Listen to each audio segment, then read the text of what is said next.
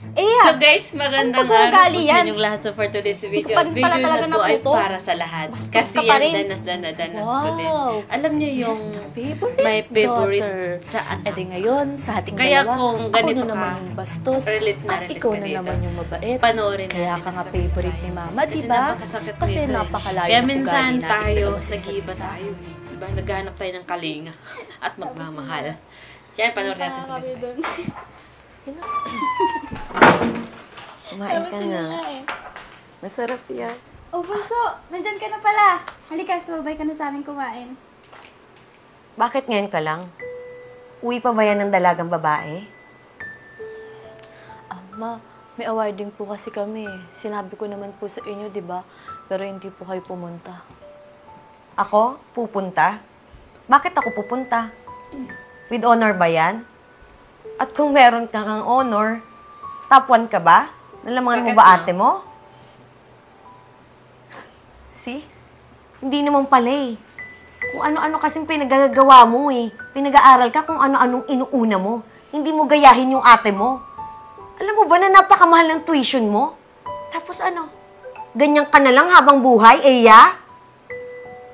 Mahayan mo na si Bunso. Bunso, may mga pinamili akong damit sa'yo. Mamaya sukatin mo yun pagkatapos natin kumain. Huwag na. Ayokong pating mga damit ko, iaasa ko pa sa'yo. Aba, bastos ka talagang bata ka, no? Ikaw na binibigyan ng damit, tapos ikaw pa yung ganyan umasta? Ma, okay na po. Hindi okay yun, anak. Nakita mo yung pag-uugali niya, binibigyan mo na ng damit, tapos ganyan pa sumagot? Ang layo ng ugali niyong dalawa. Bakit hindi mo gayahin ng ate mo, Eya? Yan. Ganyan naman yung tingin mo sa akin eh. Kahit anong gawin ko, masama pa din yung ugali ko para sa'yo. Ginagawa ko naman lahat, Ma. Pero bakit hindi pa din sapat? Lagi na lang si ate na naman. Ma, paano naman ako? Anak mo rin naman ako eh. Pag ganun. Siguro nga mas mabuting hindi nyo na lang ako makita. Aalis na lang ako dito. Bunso! Hayaan mo siya para maranasan niya kung gaano kahirap mamuhay mag-isa. Sana maging aral din ito sa mga magulang, ano?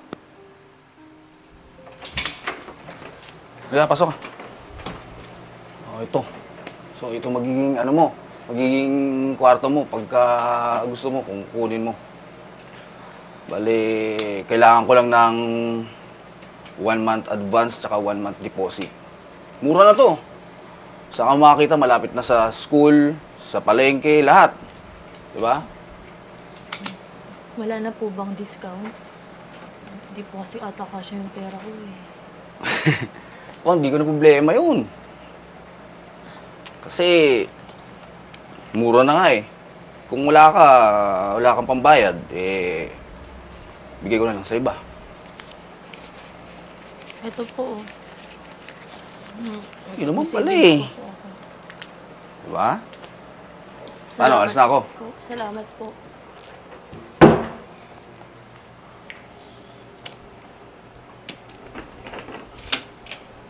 Kaya mo yan, lumaban ka.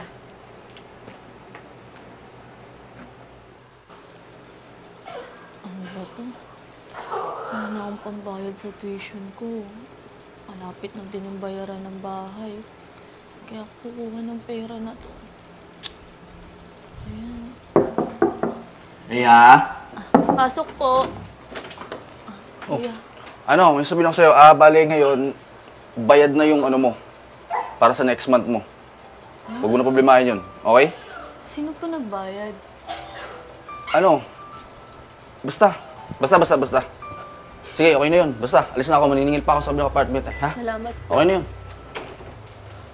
Sino kaya nagbayad nun?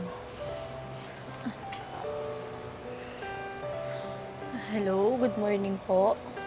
Yes po, si Eya po ito. Po? Natanggap po ako sa scholarship? Talaga po, maraming salamat po. Opo, thank you po. Swerte ko naman.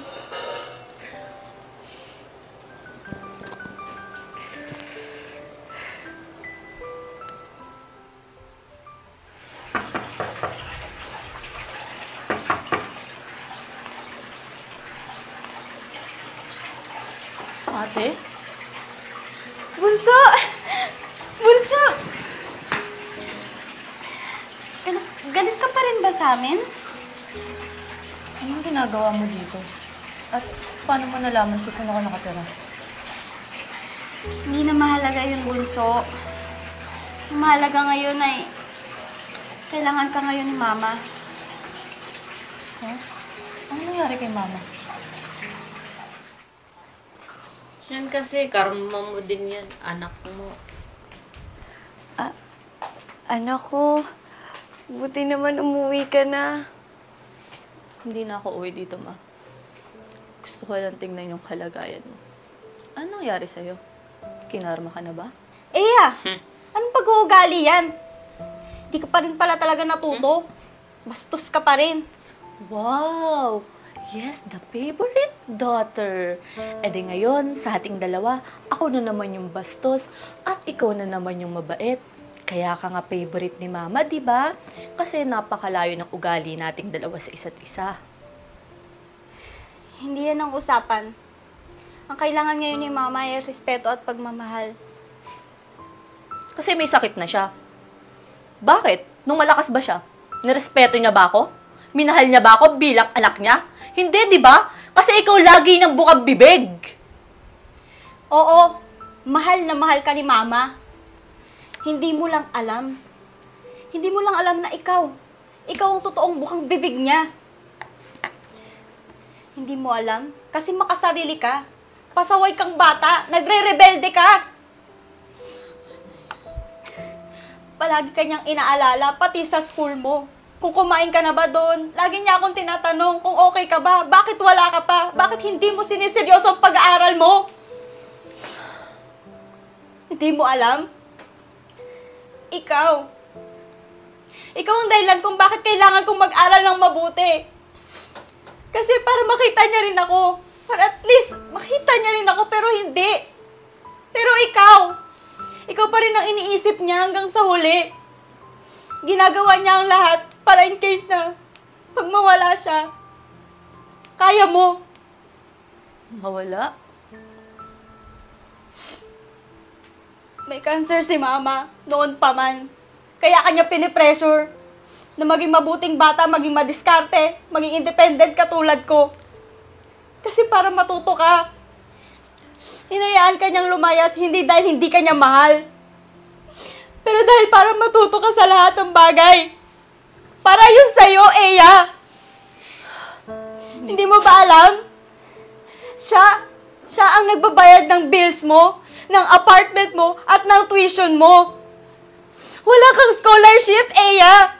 Lahat yun palabas lang. Para hindi ka magtaka. Hindi ko alam.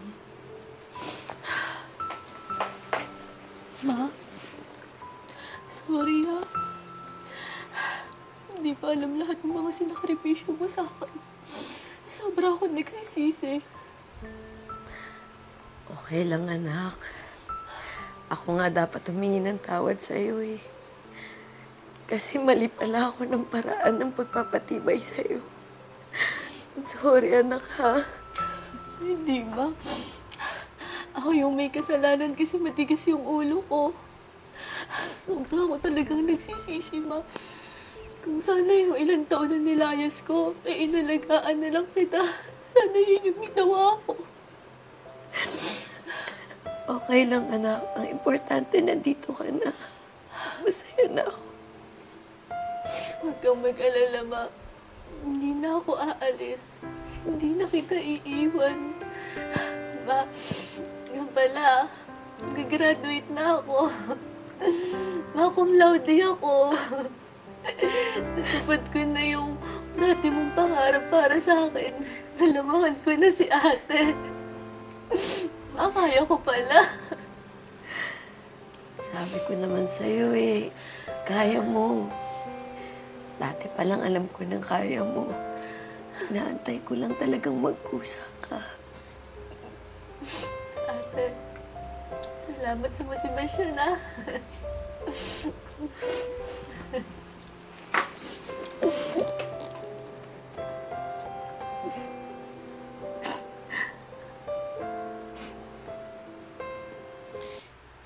Napakasakat nito, na-touch ako Minsan, nagiging pusong bato din ang mga magulang. Kasi tinuturuan nila para magiging madiskarte, matatag ang mga anak nila. Parang ito yung story ng buhay ko. Hindi ko alam kung bakit ito yung nangyayari. 'Di ba? Kasi napapansin ko, kung sino yung pinagmulupitan, kung sino yung hindi minahal, yun yung nagiging successful sa buhay. Kasi ito yun. Talagang ganito yung pinaparamdam sa akin. Pero hindi ko pala alam na mahal lang pala ako. But now, kung hindi ko ginawa yung magiging strong ako, magiging independent ako sa buhay ko, hindi ko magagawang mag-abroad. Kasi ako nakadepende lang ako sa mga tao na nasa paligid ko, na laging nakabuntot ako sa kanila. Wala akong decision, wala. Nung panahon na nag-working student ako, alam niyo kung saan ako pinatulog? Sa labas. Ang katabi ko ay motor. Iyak ako ng iyak noon. Pero walang yung aking magulang. Wala. Yung mga kapatid ko, minsan di nila naranasan mag-working student. More on sila, yung suporta.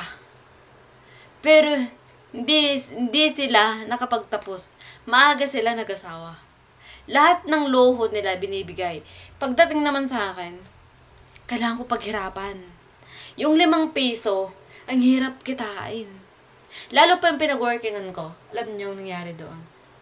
Kung may mga project ako, sinusulat. Kahit mga sentimo, binabalik. Sobra. But now, sabi ko nga, balang araw, magkakaroon din ako ng maraming pera. Hindi ako mahihirapan. At marami pa yung nagsasabi sa akin na magkakaroon daw ako ng anak na walang ama. Na kung sino-sino lang daw yung lalaki. Pinanindigan ko yan. Sabi ko, pag nag-edad ako ng 30 anyos, tsaka pa ako mag-asawa. At ipapamukha ko dun sa mga tao na nanglalait sa akin pababa. Pero hindi ko nagawa yung kung sino-sinong lalaki. Diba? Hindi ko gali yun. Unang lalaki sa buhay ko, itong magiging asawa ko. Kaya, relate ako dito sa video na to. Ngayon ko lang na-realize na kaya pala nagawa ng pamilya ko yun sa akin para magiging strong ako at independent sa buhay at madiskarte. Kaya ito yung alas ko. Kaya maraming salamat sa aking mga mahal na pamilya na yun yung pinapakita nyo sa akin noon. Lagi akong pinapalo. Grabe, kahit yung once a year lang ako umuwi sa kanila. Tapos pagdating ko pa doon, pinalo ako ng pinalo. Na hindi ko naman alam kung anong naging kasalanan ko. Ang kasalanan ko ata noon, nagbinta ako ng mga sobre doon kasi isa akong candidate sa school. Tapos, nagbinta ako ng sobre doon sa mga kapitbahay. Tapos, natagalan ako umuwi. Yun, pagdating ng bahay, patak. Yun dito, sobrang pinagdaanan ng pinalo sa akin. Hindi minsan di ako nagtanim ng galit. Alam ko, lagi ko sinasabi, mahal ako nila. Hindi lang nila yun sa akin kasi nga gusto nila na magiging strong ako sa buhay. Kaya for today's video, yung na maraming sinasabi. For today's video, kung nagustuhan mong video na to, huwag mong kalimutan i-share and follow na din ako. Have a good day.